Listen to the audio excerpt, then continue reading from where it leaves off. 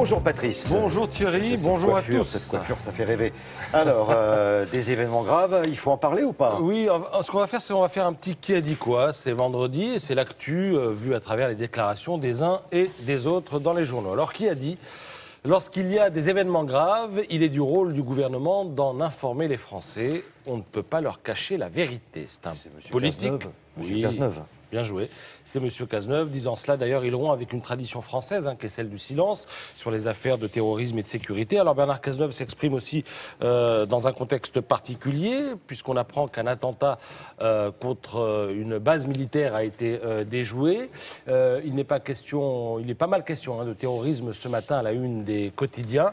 Vous allez le voir, la menace est réelle, mais certains suspectent le gouvernement de vouloir exploiter la peur. Le 14 juillet, à la télé, François Hollande a dit « Je ne dois pas avoir peur », ce qui agace, entre autres, Jean-Dominique Merchet. Sans faire de psychologie de bazar, écrit-il, ce n'est pas la même chose que de répondre « Non, je n'ai pas peur ». Il dit ça ce matin dans l'Opinion. Qui a dit? Un jour, j'ai accompagné Édouard Balladur pour un déplacement en province en avion. Vous allez voir la déclaration, je pense. Voilà.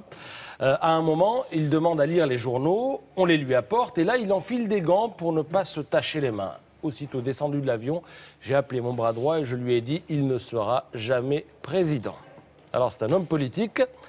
Centriste, il rêve aussi d'être un peu président. Qui va peut-être se représenter. Oui, voilà. François Bayrou. C'est François Bayrou, dans Valeurs Actuelles. Alors, sera-t-il candidat? On ne le sait pas trop, mais tout dépendra en fait de l'issue du combat entre Juppé et Sarkozy. À propos de Sarkozy, d'ailleurs, il dit dans Valeurs Actuelles, j'ai parfois l'impression que tout ce que j'aime, il le déteste, et que tout ce qu'il aime m'insupporte. Qui a dit? Gérard Depardieu, il est estampillé comme le camembert. De temps en temps, il pue un peu, mais c'est un symbole national.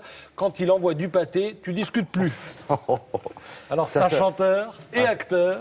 Oui, langage fleuri, oui, on sent le parolier. Langage de rappeur. Voilà, on sent l'homme qui a le sens de la formule, c'est effectivement Joe Star. Il s'exprime ainsi dans le magazine Followed. C'est le 3e numéro et je vous le conseille. Ça s'adresse aux hommes de 30 à 60 ans, dit le sous-titre, mais en fait tout le monde est le bienvenu. C'est d'ailleurs un magazine qui prend le temps en proposant des portraits de gens qui pensent les choses, mais aussi les vivent et les font, qu'ils soient vignerons, horlogers ou fabricants de chaussures. À chaque fois, vous avez au moins 8 pages minimum pour aller au fond des choses. Ça s'appelle donc Followed, avec Joe Star en couverture. Qui a dit? Parfois je dérape, j'ai commencé à me poser des questions à 42 ans, je me levais la nuit pour boire, des spécialistes m'ont expliqué qu'il fallait me sevrer. Pendant 3 ans, je n'ai pas touché une goutte d'alcool et un soir je replonge, j'ai dû me sevrer une dizaine de fois ces 15 dernières années. Là, je n'ai pas bu depuis un moment. C'est un acteur, mais aussi homme d'affaires, romancier, il vient de sortir son 2e roman. Oh là, oui. Christophe Lambert. Dans Paris Match, il présente sa fille Éléanore.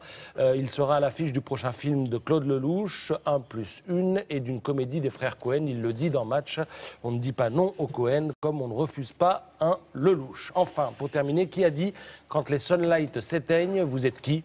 La magie s'arrête dès que vous rentrez dans l'ombre. C'est une actrice qui fait preuve de perspicacité en disant ça. Elle a une voix envoûtante. Comme ça.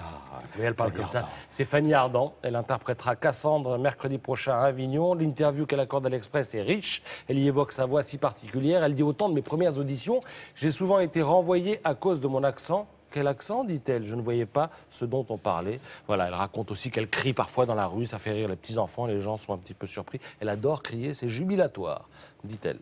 Très bien, merci beaucoup Patrice. À tout à l'heure pour la revue de presse culturelle.